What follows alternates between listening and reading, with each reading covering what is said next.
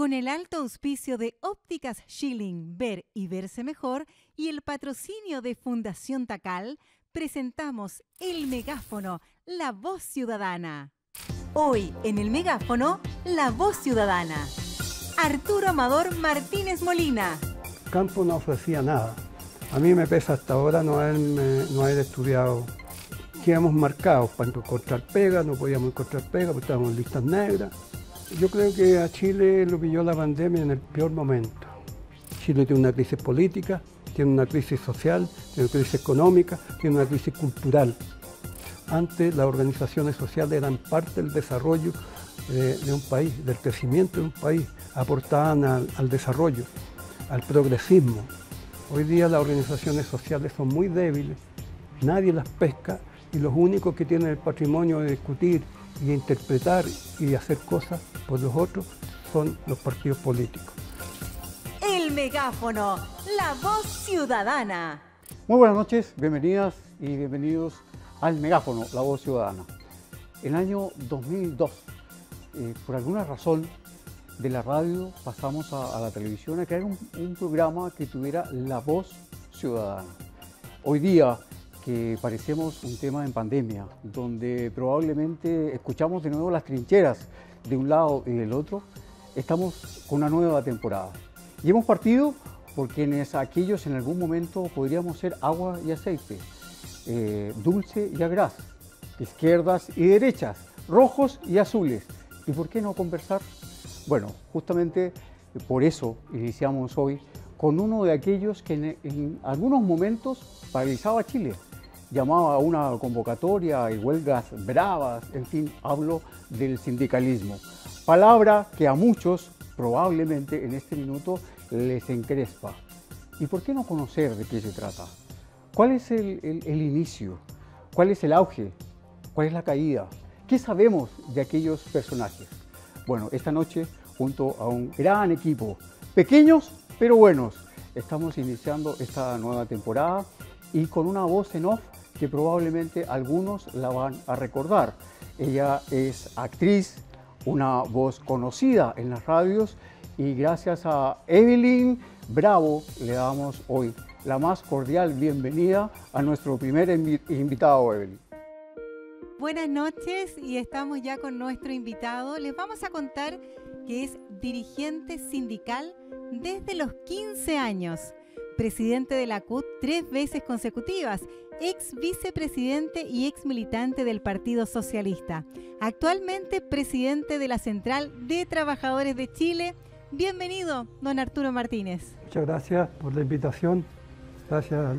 Arturo, un gusto volver a verte y les quiero confesar que después de mi regreso a Chile de varios años fuera, particularmente en Colombia, un país, mi segunda patria, llegando vi cuál de aquellos podía llamar para invitar a esta nueva temporada. Marqué, el número era el de siempre, de Arturo Martínez, gracias a un gran hotel que nos abre las puertas, como es el Hotel Plaza El Bosque, y gracias también a una gran barwoman, Karen Álvarez, podemos, yo creo, disfrutar, ¿qué te parece?, de un buen pisco sour. Me parece muy bien para empezar. Don Arturo Martínez, ¿cuántos hermanos tiene usted? Tenía 10 hermanos, ahora me quedan 8. Se han muerto 2 hombres, éramos 4 mujeres, 6 hombres, y ahora quedamos 4 y 4. ¿Y se lleva bien con ellos? La verdad es que tenemos lejanía porque viven en distintas regiones, pero los llamamos por el teléfono permanentemente para preguntar la salud, cómo estamos, pero cuando pasa algo estamos todos ahí donde hay que estar. Ahí se unen. Hay un tema que no es menor, yo creo que el tema familiar, y reitero, probablemente en estos cruces nos vamos a ir encontrando con que tenemos vidas paralelas, ¿no? Tú desde muy pequeñito, de acuerdo a nuestro equipo periodístico y de investigación, tuviste la palabra desarraigo, que yo también la viví probablemente a una edad muy cercana a la tuya, 13, 14 años, cuando uno recién está como medio despertando del tema. Pero la diferencia, y probablemente lo que a mí me emocionó encontrar en esa historia, es que tú naciste en una familia humilde, estamos hablando del campo, del campo antiguo. ¿Qué recuerdas de esa época de niño que se fue transformando poco a poco y sin querer queriendo, como dijo por ahí cierto personaje de la televisión, en un adulto joven desde muy pequeño? Uy, mis recuerdos son bastantes, pero lo más que recuerdo es mi mamá, que ¿Cómo se llamaba tu madre? mi mamá se llamaba Mercedes Mercedes. y mi papá se llamaba Manuel. Se apoyaban mucho en el trabajo campesino. Pero perdón, estamos hablando de ese campo duro, antiguo. El campo antiguo era muy precario. Primero no se conocía el agua potable, la luz eléctrica no existía, había vela, o no más que vela, a veces lo que le llamaban chonchón, una cosa parafina que tenía una mecha y echaba un humo negro, que así se alumbraba en ese tiempo. Entonces, mi primer recuerdo es haber despertado a la vida acostado en una cama de hojas de choclo que mi mamá me había fabricado mientras ellos hacían la labor del campo. ¿Qué edad tenías? He tenido casi 5 años, casi 5 años.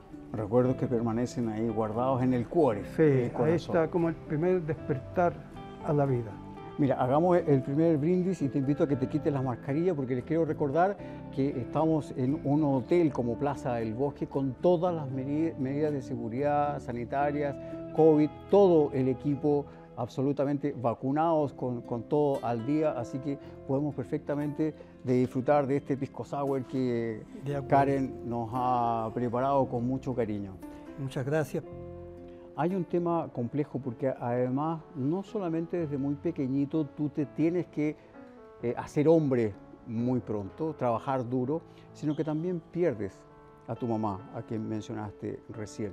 Entiendo que la palabra cáncer, que probablemente en estos años sea mucho más común de lo que uno quisiera o cree y la tecnología ha avanzado un montón, en esos años mencionar la palabra cáncer era hablar de muerte, ¿no? Así es. Bueno, mi mamá murió a los 48 años, murió muy joven, pero yo tenía ya 13 años. La cuidamos un montón de tiempo, pero estaba claro que el cáncer no tenía remedio en ese tiempo, y entonces ella murió en el mes de diciembre. ¿Tuviste la oportunidad de conversar con ella ese último momento, esa como despedida? No, yo fui muy cercano a ella porque era uno de los más que me quedé en la casa. Mis otros hermanos salían a trabajar, volvían, pero yo estaba en la casa. No conversé con ella, pero la última vez que cuando ella murió, yo estaba leyendo un libro. ¿Cuál? ¿Te acuerdas? Sí, Ya. Sí. No era la Biblia. Y ella me estaba mirando. Yo estaba sentado en una mesa y ella me estaba mirando, estaba en el dormitorio de ella. Y cerré el libro y fui a su cama, ya había fallecido. Y ahí murió mi mamá. Y empezó otra vida, porque sin ella, aunque hubiera estado enferma, era distinto. Quedamos, mis hermanos emigraron, todos a sus lugares donde estaban. Y yo me quedé con mi hermano menor y mi padre. ¿Cómo aplaca el dolor un niño de 13, 14 años o antes? No sé qué edad tenías, si tú recuerdas la edad de fallecimiento de tu madre, cuando pasas de la Biblia a una muerte de nada menos quien te dio a luz y a quien querías tanto, que tú estabas permanentemente pendiente de ella. Bueno, la verdad es que mi primera reacción fue correr a despertar a mis hermanos, porque eso fue a las 11 de la noche, más o menos, y hacíamos turnos, entonces correr a despertar al resto de la familia. O sea, fuiste tú el que se dio cuenta que la mamá había fallecido. Sí. Y bueno, y la preocupación de qué hacer no me permitía todavía asumir el dolor. Hasta el día siguiente, ya cuando todo se calmó un poco, vine a saber lo que significaba perder a la mamá. ¿Y qué significó? ¿Qué recuerdas de ese momento? Bueno, significó, creo, un desarraigo, perder una raíz parte de mi raíz. Y saber que ya no estaba eso, me quedé como sin pie, a donde afirmarme. Estaba mi papá, pero faltaba algo.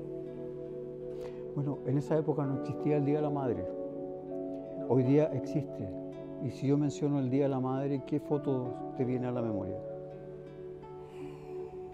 Bueno, me recuerdo que una vez porque era una familia bien pobre y con muchas dificultades, me hizo una once para el día de mi cumpleaños. Y eso lo recuerdo siempre, porque no se usaba en ese tiempo, menos en mi casa, que había muchas necesidades. Y ella me hizo una once para el día de mi cumpleaños. Ese es el recuerdo que tengo presente de forma permanente. Cuando recuerdo a mi mamá, la recuerdo en ese momento. ¿Y qué tenía esa once? La verdad es que no me acuerdo qué tenía, pero recuerdo que fue once, y el abrazo y el cariño. El abrazo. Y el cariño. Bueno, está claro que quienes hemos perdido a la madre, me incluyo, ¿no? Son dolores muy profundos y probablemente genera muchos cambios. De acuerdo a las conversaciones del equipo nuestro que he tenido contigo, eso provoca, y corrígeme si me equivoco, un cambio tan fuerte en ti que definitivamente decides dejar el campo y buscar otros horizontes. Sí, la verdad es que en el campo no hay ninguna oportunidad para la juventud. Estamos hablando de Nancagua, ¿no? Yo vivía en una parte que se llama Callejones de Nancagua, que es más campo que el mismo pueblo. Ahí vivía.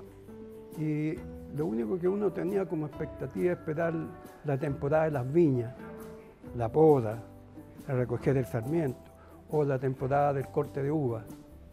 Y ese era el momento de trabajo. Más no había nada que ofrecer. Y lo único que ofrecía el campo era someterse los días, fines de semana, al partido de fútbol, y después del partido de fútbol y después terminábamos tomando cerveza o chicha o vino, y jóvenes cabros, pero esa es la única salida que teníamos. Entonces el campo no ofrecía nada. Entonces había que pensar en algo distinto. Y con mucha dificultad, mucho dolor, un día dejé a mi papá y mi hermano pequeño y tomé el tren.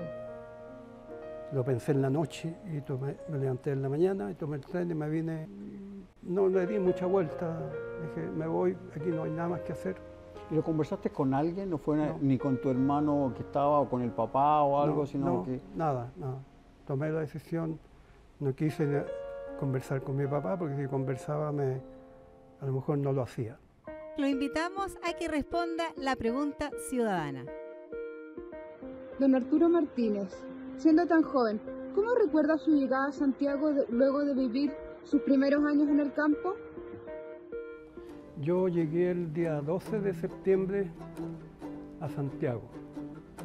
Tomé el tren a las 8 de la mañana en un cruce donde paraba el tren y llegué a las 2:30 de la tarde a la estación central.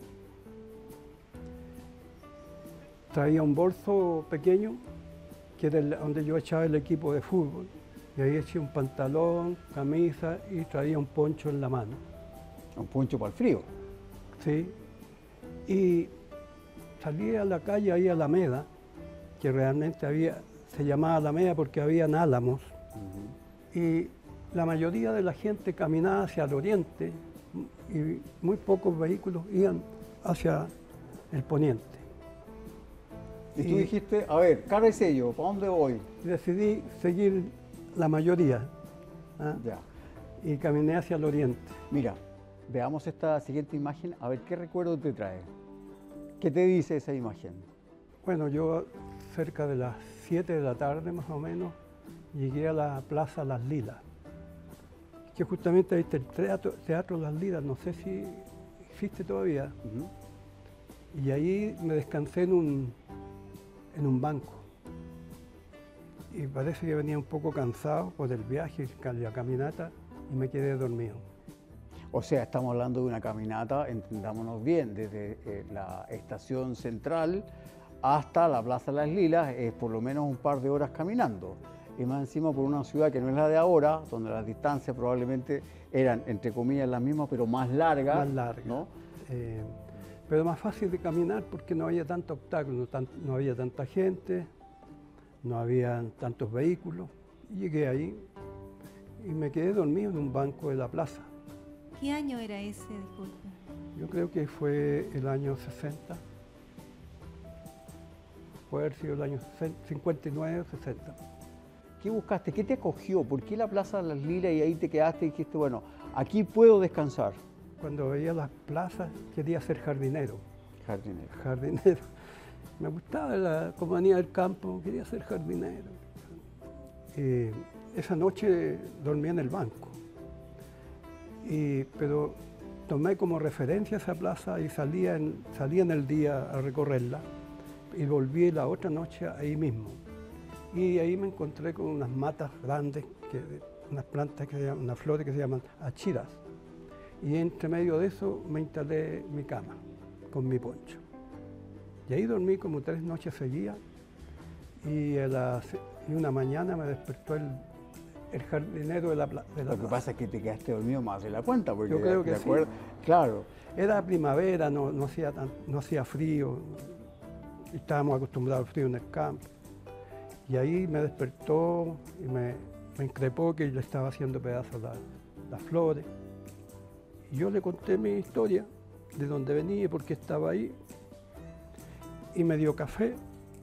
Y en la tarde me llevó a... O sea, de alguna manera él se conmovió al saber que efectivamente sí. no estabas ahí por gusto, era una necesidad. Sí, y además yo creo que él venía también del sur y conocía de lo que yo le estaba hablando. Entonces era una persona... ¿Y se acuerda del nombre de la persona que lo ayudó? Se llamaba Mario. Mario. Nunca supe el apellido. Él tenía un hijo que era un poquito... Parece que había tenido una enfermedad. Y entonces yo creo que me acogió a mí por compañía. Lo asoció. La compañía a su hijo también. Yo empecé a ayudarle. Tenías 15 años, Él tenía un vivero de plantas, cultivaba plantas y yo le ayudaba en eso. Y le ayudé hasta cuando... Y él me daba alimento y me daba donde dormir. Y estuve ahí hasta cuando logré encontrar alguna forma distinta de trabajar. ¿Cómo cuál? Me conseguí en un negocio que se llamaba en ese tiempo Emporio, como el Minimarket de hoy día. Me conseguí de repartidor en bicicleta. Ya. Y me daban la propina. Era por propina. Por propina. Pero de ahí, ¿qué trabajo formal? ¿Cuál fue realmente tu primer, entre comillas, contrato? Ahí yo estuve casi un año repartiendo en bicicleta. Tuve un episodio de un atropello también, de una señora que me atropelló en la bicicleta. ¿Sí? Sí. Me pegó un choque y me llevaron al Hospital Salvador, pero no tenía nada, fue el golpe. Yo quedé medio aturdido del golpe. Me tomó en el auto y me llevó ella al hospital y ahí los carabineros de ahí, de Miguel Claro, de la comisaría Miguel Claro. Y cuando salí al rato me revisaron, no tenía nada, la señora me acusó de que le había robado la cartera. O sea, es un cambio de clic completo. Primero preocuparse del accidente y después... Wow. Entonces yo le dije, ¿cómo le había robado la cartera? Si yo venía aturdido. Y el carabinero revisó el auto y le encontró la cartera debajo del asiento. Así que, bueno, ahí me tuvo que arreglar la bicicleta. Y un día me la fue a dejar ahí en el negocio donde yo... Llegó con la bicicleta en el auto y me dijo, a ti te conozco. Y yo dije, ¿cómo no me va a conocer si no casi me mata? Porque dije yo. Ese episodio lo recuerdo bien porque fue trágico y cómico a la vez. Claro. Fíjate que el megáfono nació con un gran auspiciador, que es Óptica Schilling. Ver y verse mejor. Y apenas le comunicamos que estábamos de vuelta al aire, fue el primero en decir, estamos con ustedes. Yo creo que eso a estas alturas es un orgullo, es un agradecimiento y gracias a ellos vamos justamente a nuestra primera pausa comercial. Óptica Schilling, ver y verse mejor. ¡En el cielo, mira! Un pequeño objeto volador de forma ovoide con 17 ventanillas rectangulares que van girando en su propio eje en sentido contrario a las manecillas del reloj. 16 de ellas emiten luces fulgurosas de color azulado con matices rojizos y por la otra ventanilla veo un ser antropomorfo de color verde, de grandes ojos negros y nariz pequeña de cabeza ovalada sin cabello. Presenta 4 dedos en ambas manos y un anillo luminoso en la muñeca derecha. ¿Lo viste? El mundo está lleno de detalles. Ópticas Schilling.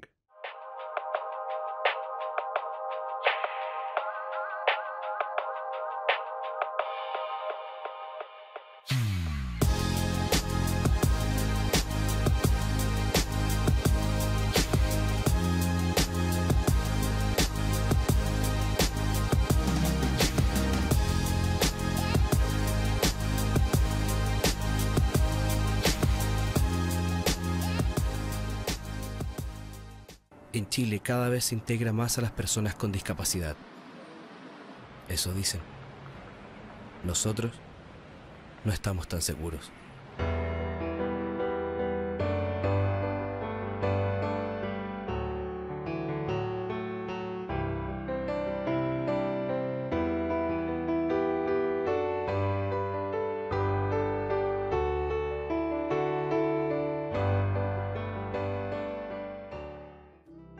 Queremos recordarles que estamos con don Arturo Martínez y todos los protocolos COVID y los PCR al día. Adelante, Luis Ricardo. Y cuando hablamos, Arturo, ya pasando de ahí a tus primeros contratos laborales, ¿qué recuerdas? ¿Cuál es el primero? Bueno. Si yo te menciono, por ejemplo, una calle como Independencia, ¿qué te recuerda? Ahí, Independencia 345, hay una fábrica de baldosa. Hay un pasaje, al lado hay una ferretería, afuera, y para adentro de ese pasaje estaba la fábrica de baldosa. Fábrica de baldosa. ¿Y ahí cuál era tu labor? Revolver mezcla y las tintas para que los maestros, y echarle a los maestros que Mezcla. tenían unos tornillos que iban dando vueltas para apretar las baldosas. Yo era el ayudante, era para todo. El todero. Era para todo. ¿Qué edad tenía? De haber tenido ya 15 para los 16. 15 para los 16 años.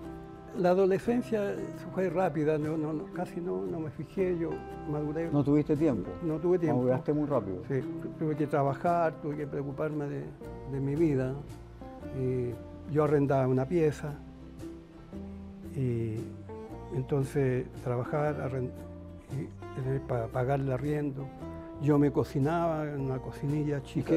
¿Cuál era tu cocina?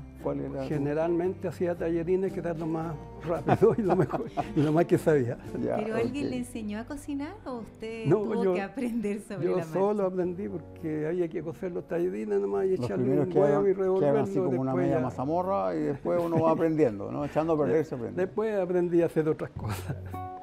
Hola, don Arturo Martínez. Todos lo conocemos por su faceta siempre ligada a los trabajadores. Pero nos gustaría saber cómo fueron todos sus inicios con respecto al mundo del sindicalismo. Bueno, ahí éramos 12 trabajadores que trabajábamos en esa fábrica de baldosa y a la hora de almuerzo almorzábamos todos, llevábamos comida de la casa y... Los tallarines. Los tallarines. y conversábamos ahí.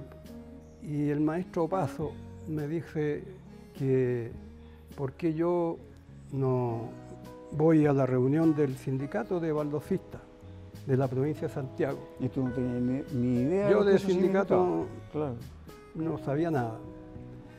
Y ahí los maestros dijeron todos, qué bueno, yo creo que todos se sacaron el pillo de cómodo. Del cachito. Y me mandaron a mí de delegado al sindicato baldosista, que estaba en la calle Vidaceta frente al hipódromo de Chile. O sea, delegado era para decir, ¿sabe qué? Presente, aquí estamos. No para que el taller estuviera presente. Claro. Pero también me exigieron que yo les contara lo que se conversaba en las reuniones. Cuando no había el delegado no asistía, tenía que pagar multa. Los trabajadores pagaban multa por inasistencia. Entonces ellos se sacaron el pillo. Solamente para decir presente. Claro. Bueno, y ahí escuché las primeras cosas del sindicato. ¿Cómo qué, por ejemplo? el tarifado de la baldosa, que la gente en ese tiempo había baldosa lisa, pero habían baldosas que le hacían unos dibujos, entonces ahí es lo que se discutía, que tenía que ser mejor pagada la otra baldosa. ¿Eran dibujos o eran grabados encima de la baldosa? En ese tiempo eran dibujos, no, eran unas winchas que le ponían a la baldosa, y que había que costaba más hacerla, entonces querían que fuera mejor pagado. También el tema de los tubos grandes, tubos chicos, que estuvieran.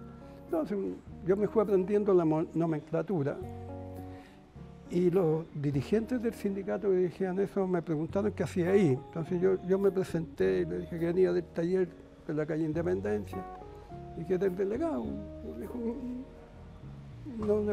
escuchando nomás. Y ahí participé harto.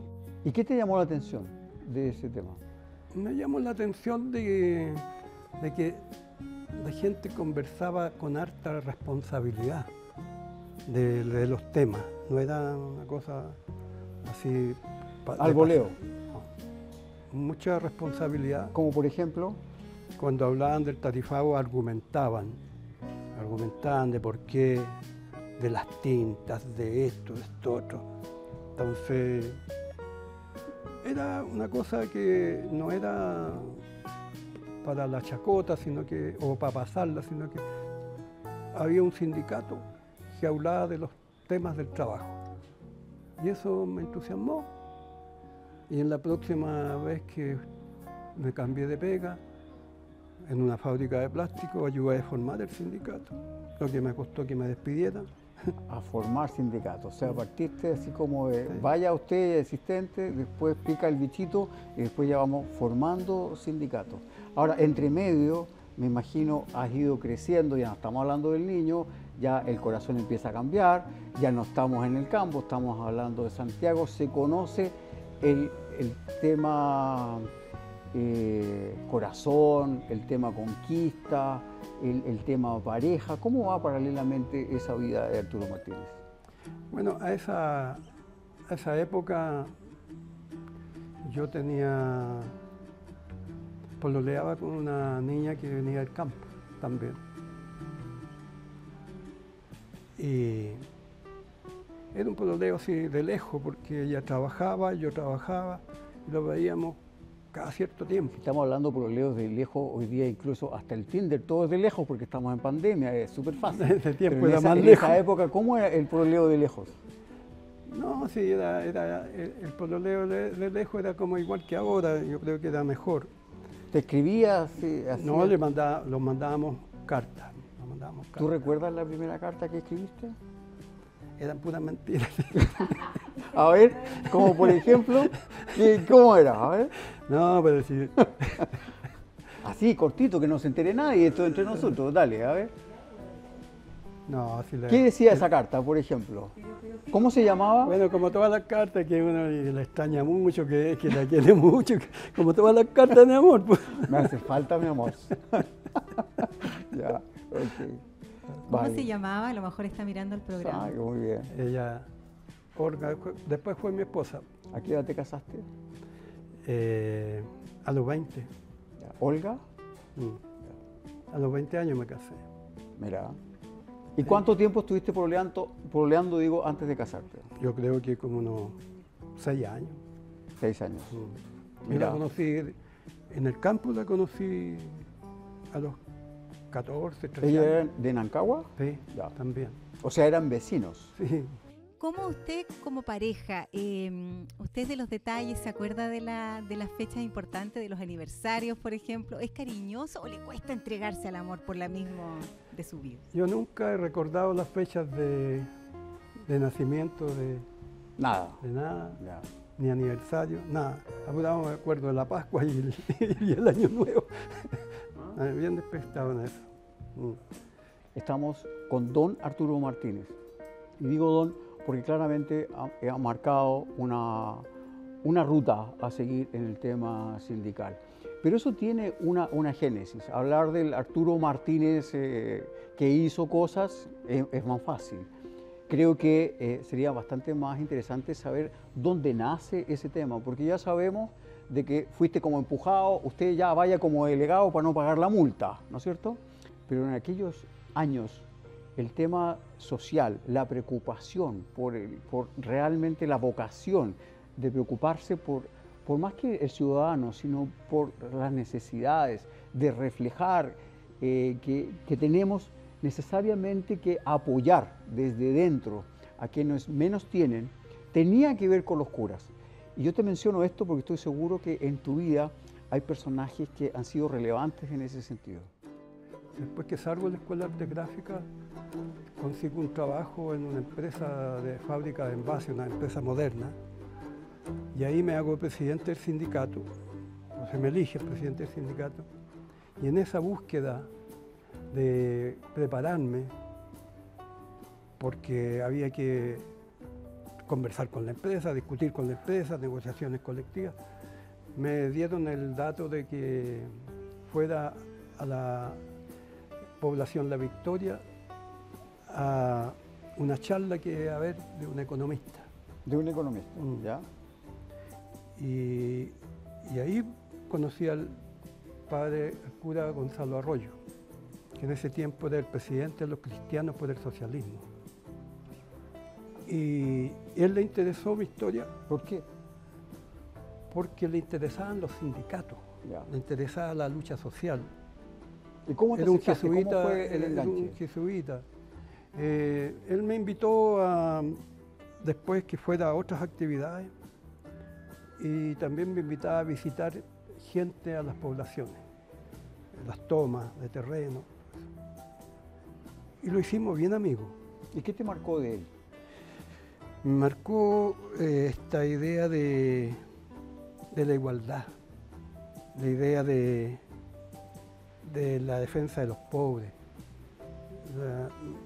la justicia. Hablaba mucho de eso. Incluso él me pidió a mí, me ayudó a llegar a la Universidad Católica. Estudié 2 semestres de economía. A mí me pesa hasta ahora no haber estudiado. Creo que tenía capacidades para estudiar alguna carrera importante, pero no pude, lo asumí. Pero tuve la oportunidad de conocer gente importante como Gonzalo, como otra gente, y relacionarme bien y poder crecer. El paso, claramente, el sindicalismo empieza probablemente a desarrollar, tú dices que ya habías postulado a ser presidente empieza a desarrollar una época. Empieza, a mi juicio, de acuerdo a mirando la historia, un tema como de auge de un tema sindical a través de Arturo Martínez. Bueno, gracias a Óptica Schilling, ver y verse mejor, volvemos de inmediato. Atención a todas las unidades. Patrulla 7 reportando motocicleta de alta velocidad bajando por la Kennedy Sur, modelo niña negra con tribales amarillos y pequeños bordes rojos con leve abolladura frontal, conducida por un sujeto sin casco de unos 25, cabello castaño, ojo marrón, nariz aguileña, barba tipo candado y lunar de la mejilla derecha. Porta bandana color rojo y estrellas blancas, chaqueta de cuero 3 flechas sin bolsillos, color negro desgastado, guantes grises con dragones orientales en ambas manos, cinturón negro con hebilla metálica en forma de calavera, botas tipo vaqueras color café con bordados rojos y plaquetas de metal con forma de estrella de 6 puntas, matrícula GPM 2532, cambio. El mundo está lleno de detalles. Ópticas Schilling.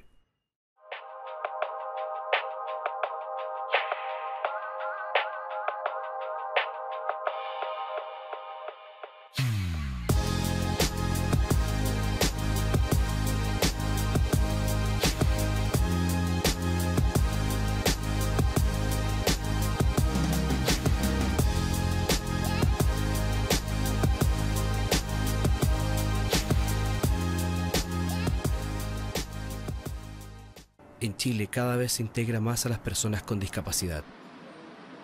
Eso dicen.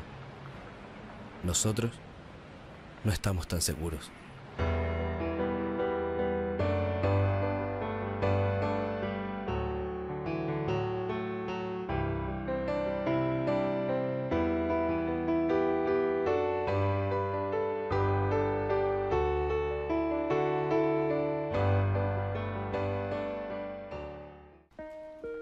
Y ya estamos de vuelta en el megáfono conversando con don Arturo Martínez, actual presidente de la Central de Trabajadores de Chile. Adelante, Luis Ricardo.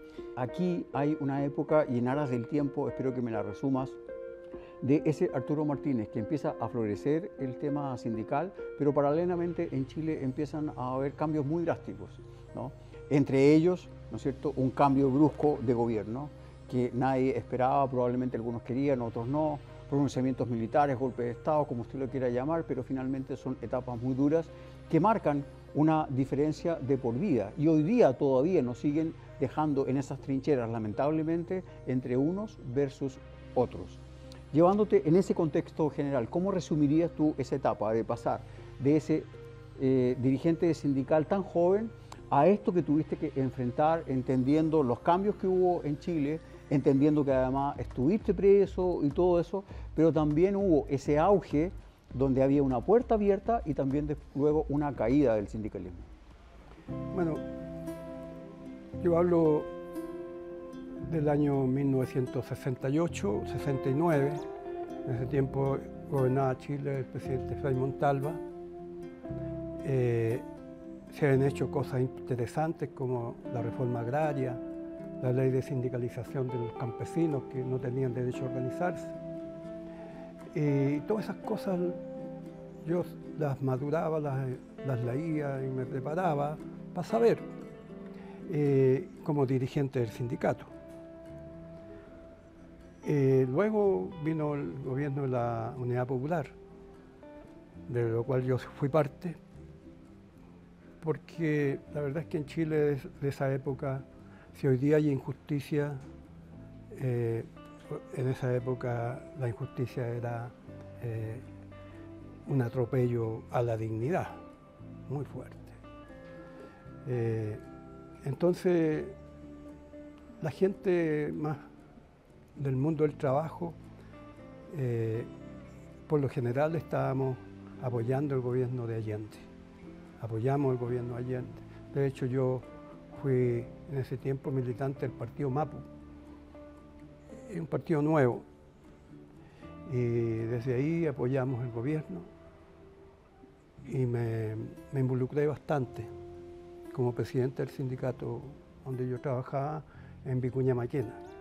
Incluso llegué a ser secretario general del Cordón Vicuña Maquena, con la connotación que le ponen hoy día distinta, ¿no? En ese tiempo yo nunca vi un arma, pero bueno. Y me involucré mucho en eso. Lo que me costó entonces perder el trabajo cuando vino el golpe, me costó también estar desaparecido un tiempo. A mí me tomaron detenido por leer una proclama, una rogativa para un 1 de mayo en la catedral, y me hicieron desaparecer más de 60 días. Fue el cardenal Silva Enrique que pidió mi libertad y me botaron unos potreros para allá por Los Espejos.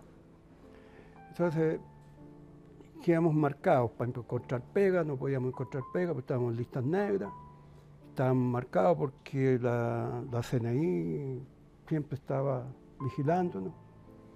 Entonces, pero ya estábamos metidos en esto y ahí hay que seguir. Y por ahí entonces... Yo te voy a hacer un contrapunto. Paralelamente a nosotros nos pasó lo contrario. Sin tener que pertenecer, y probablemente a muchas familias de lo cual no se habla, a ningún tema particular, muchos, como te comenté, de los padres trabajadores igual, sin pertenecer a ningún partido, si no se firmaba por un partido X de izquierda, no tenían pega. O sea, finalmente había la cara y sello. Y en aras de ese resumen, porque claramente siempre hay dos caras de la moneda, ¿qué recuerdas de esa época? ¿Cuál fue tu aporte? ¿Cuál crees tú que ha sido en ese sentido y en esos años el meollo del tema sindical? Pero lo primero que hizo la dictadura en Chile fue poner al margen de la ley a la Central Única de Trabajadores, a la antigua CUT. Y después de 15 años logramos de nuevo refundarla con otro nombre, la misma sigla, que ahora se llama Unitaria. Pero para llegar a eso fue un camino largo. Yo me hice dirigente sindical de nuevo, trabajando en una imprenta pequeña. Por ahí formamos una confederación de los trabajadores gráficos, los juntamos con otras organizaciones. En ese tiempo me junté con Manuel Busto, que lo conocía de antes, y entre muchos dirigentes constituimos la Coordinadora sindical, que fue la primera que le presentó un pliego de peticiones a Pinochet, y en la que le pedíamos que no aplicara las AFP, pues eso fue en el año 80, que ya había acordado implementar las AFP, y está la reforma a la salud, estaban imponiendo las ISAPRE, el plan laboral, le presentamos un pliego contrario a lo que estaba haciendo Pinochet. Eso no se recuerda hoy día, parece que hay muy mala memoria. Súper mala memoria. Claro, y eso nos costó ir a la cárcel. ¿Eran poquitos en esa época que hablaban respecto muy pocos los que en esa vez lo firmamos 11 dirigentes. Los 11 terminamos en la cárcel pública acusados de asociación ilícita. Ahora, tú tenías un objetivo. Listo, perfecto. Vamos a hacer esto, reformamos la CUT, no a esto, sí a aquello. ¿Esos objetivos se cumplieron en la CUT? En parte, bueno, después hicimos las protestas con el Comando de Trabajadores, con Rodolfo Sellel. Entonces fue un camino largo hasta que el año 1988, el 20 de agosto, formamos la nueva CUT.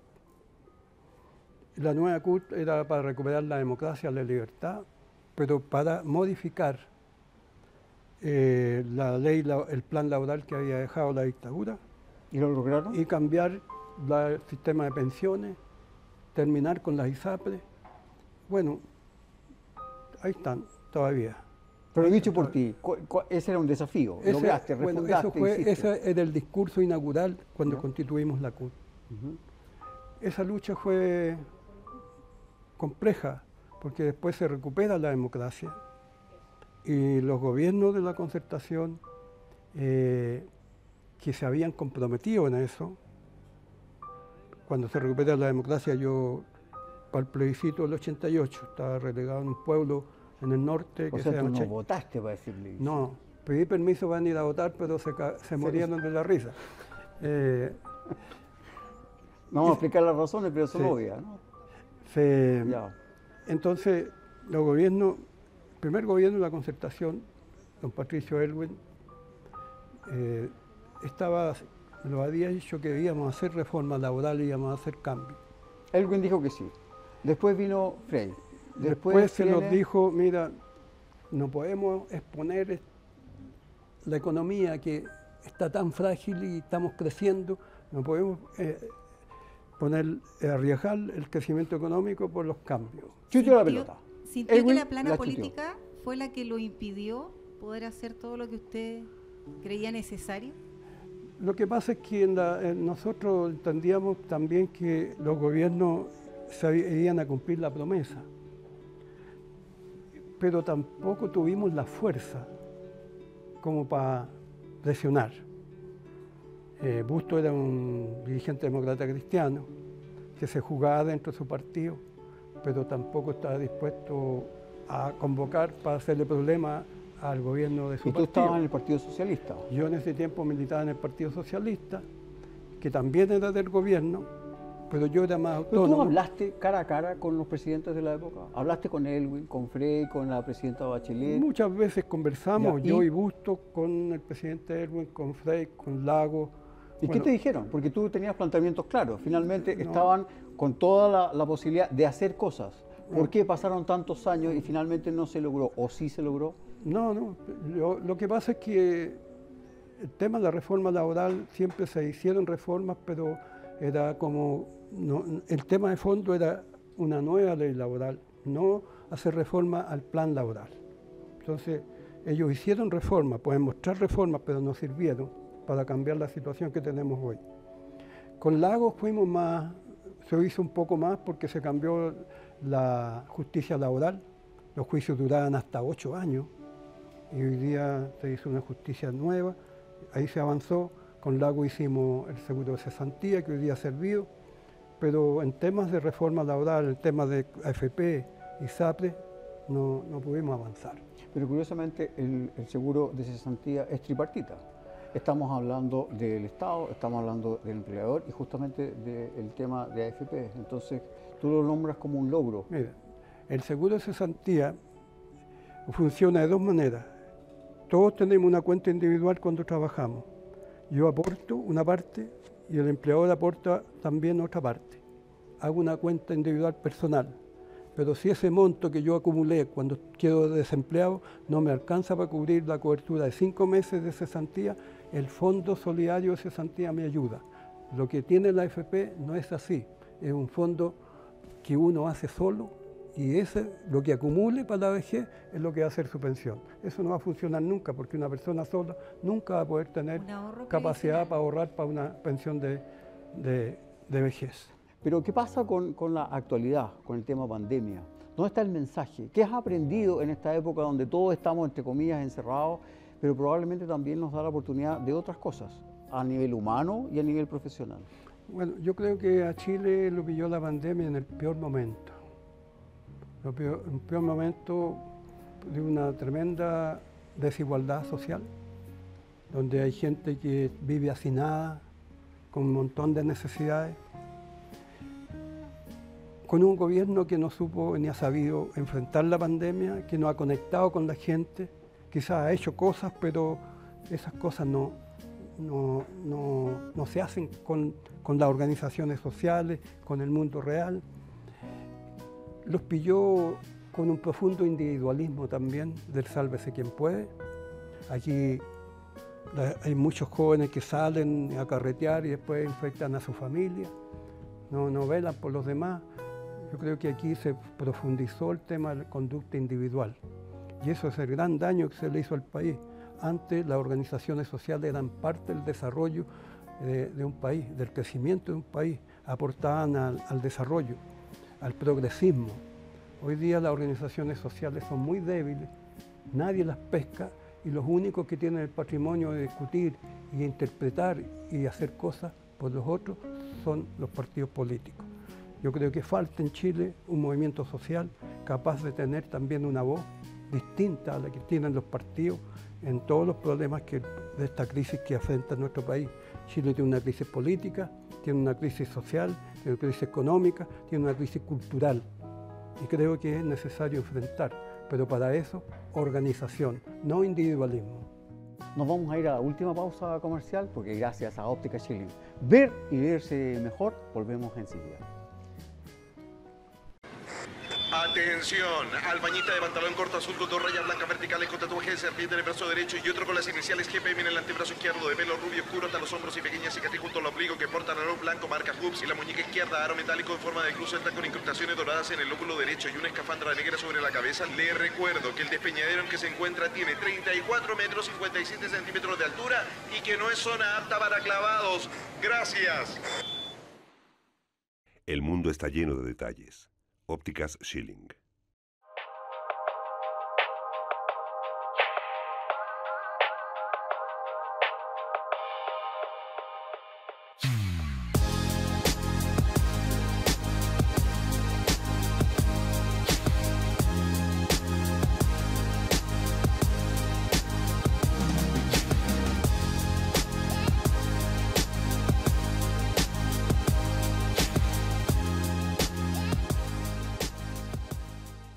En Chile cada vez se integra más a las personas con discapacidad. Eso dicen. Nosotros no estamos tan seguros.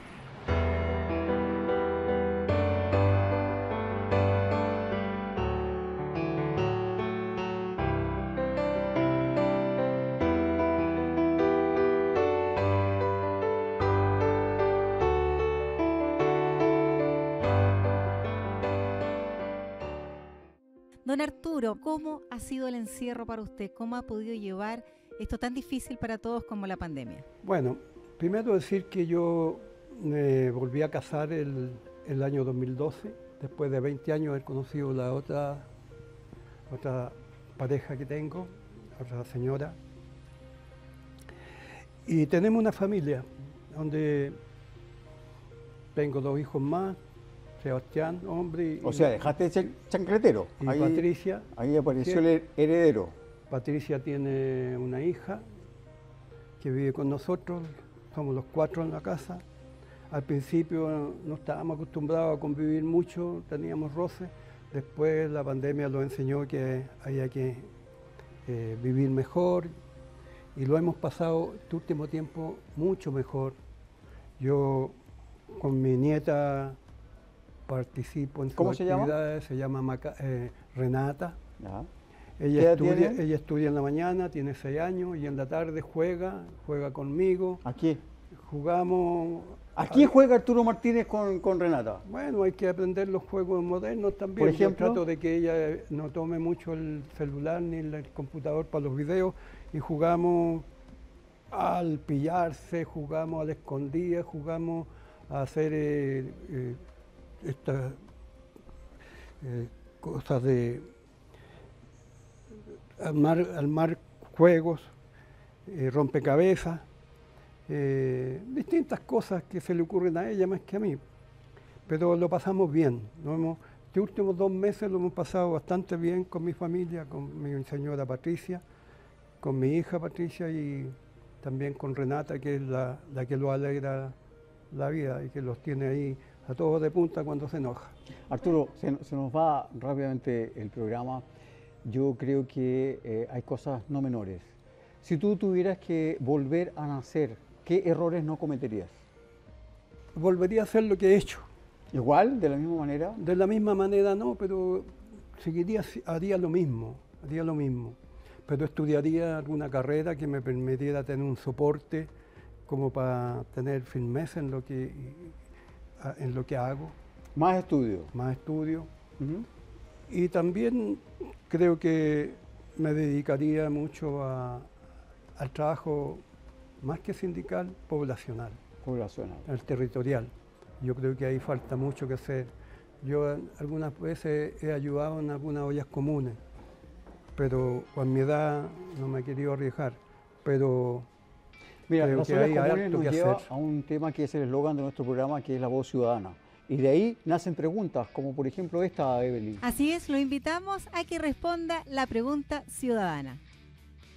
Soy Juan José, trabajador del área de las artes y el espectáculo, y en esta oportunidad me gustaría saber por qué es tan complejo que las empresas privadas respeten las leyes laborales y cuál es el rol que deberían cumplir los sindicatos.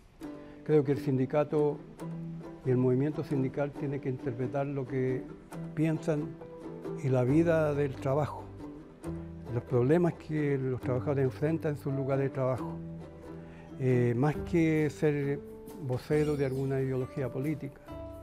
Uno puede ser militante, pero los dirigentes tenemos que ser autónomos e independientes de los partidos. Por mucho que militemos en el partido, tenemos que tener autonomía e independencia para hablar por los trabajadores y no tratar de interpretar los trabajadores un pensamiento que a lo mejor ellos ni siquiera... Bueno, eso es súper importante lo que estás diciendo, o sea, un sindicalismo pero no politizado a ese nivel, que finalmente sean los partidos los que manejen el tema. Sí. Mira, se nos fue el tiempo, pero te voy a dejar a tu cámara que le mande justamente el mensaje a ese mundo sindical. ¿Con qué te gustaría cerrar? ¿Cuál es el mensaje de Arturo Martínez, presidente hoy de la Central de Trabajadores de Chile?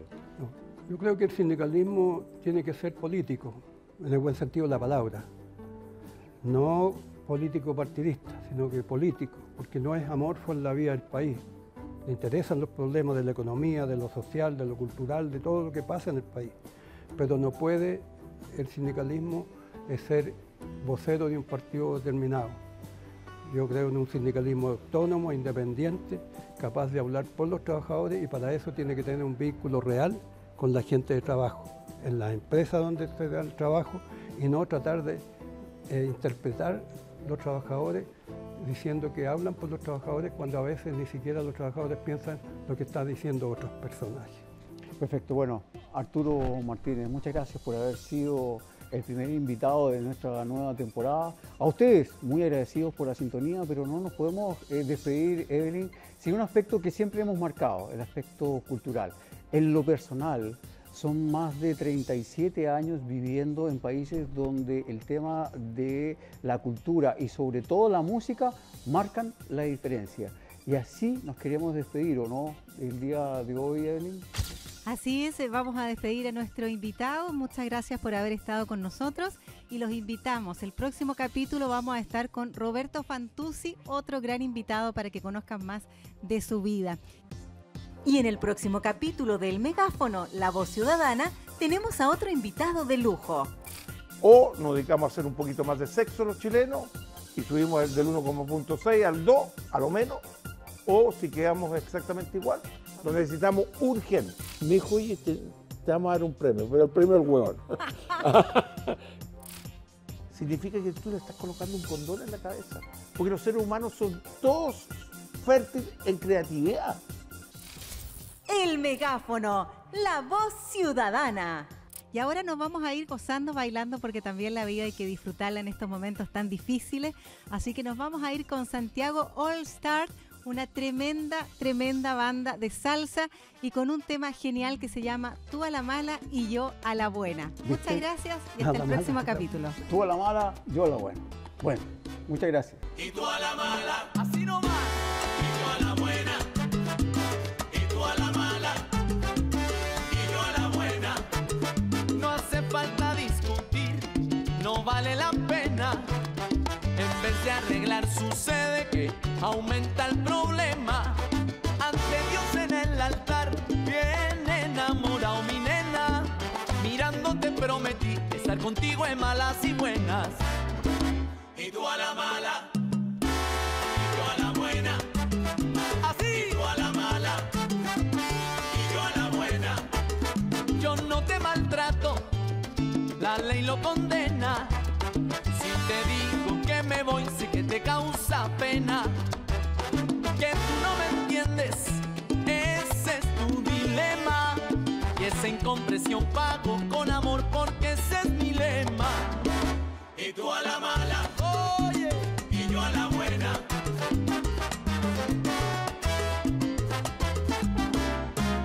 Sigue tú a la mala, seguiré a la buena. Aunque me trates como un tiburón, yo a ti como una hermosa sirena. Sigue tú a la mala, seguiré a la buena. Que yo era bravo como un león, tú me tumbaste la melena. Morena, sigue tú a la mala, morena, seguiré a la buena. Tú me acostumbraste a tantas cosas buenas. Sigue tú a la mala, mala, seguiré a la buena. No hace falta discutir, no vale la pena. Así.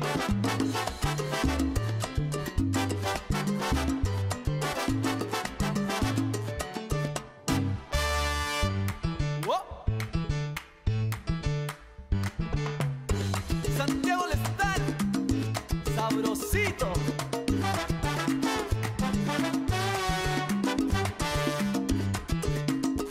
¡Qué rico! ¡Abú!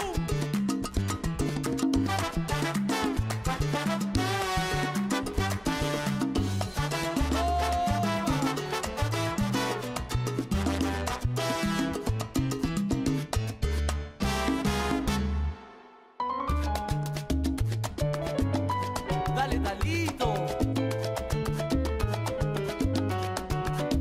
Ajá.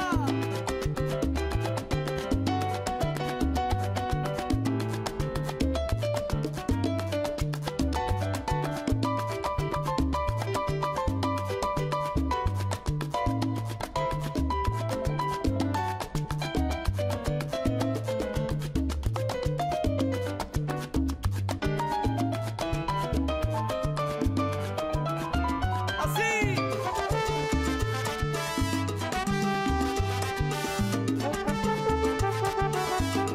Josefino.